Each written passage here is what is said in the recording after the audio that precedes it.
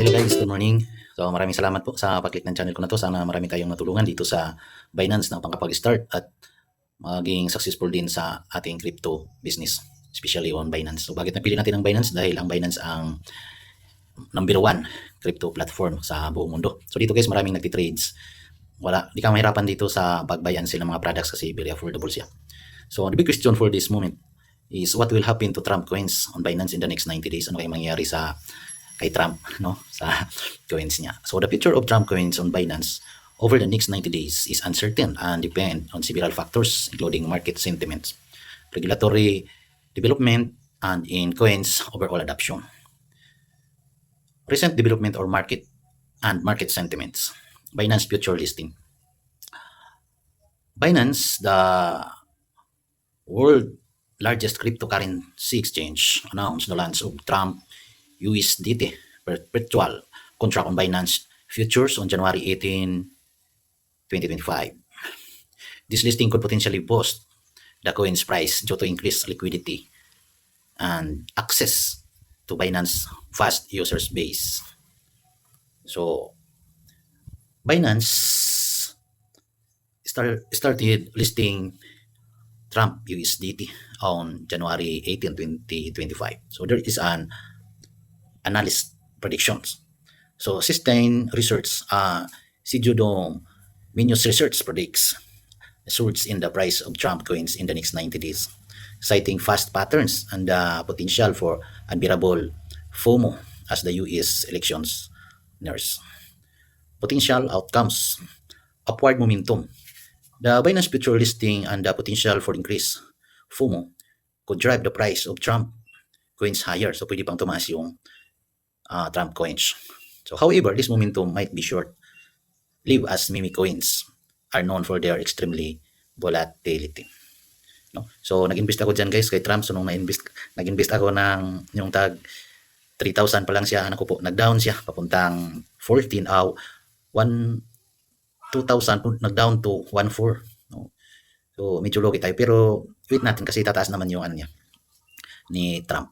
So price correction. So the initial hype surrounding Trump coins could have waned, leading at a sharp price correction. So pwedeng tumaas yun. Kaya hintay lang natin, hold lang, behold. This is a common occurrence with the meme coins. Normal lang pala yun. No? As their value is often driven by speculation and sentiment. So normal lang yun guys. Kaya be open-minded lang. No? So limited adoption. So despite the Binance listing, Trump coins may face challenges also. No?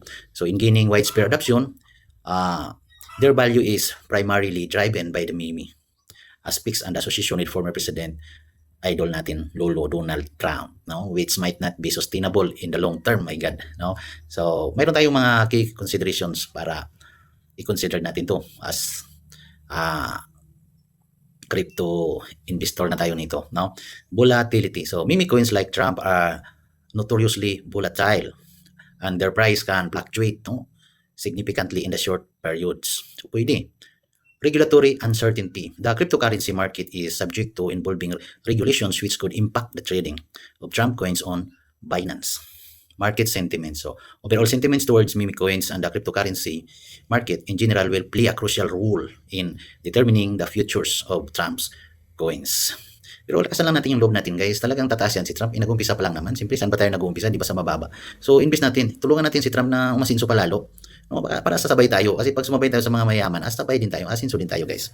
So the futures of Trump coins on Binance over the next 90 days is difficult to predict, no, with uncertainty.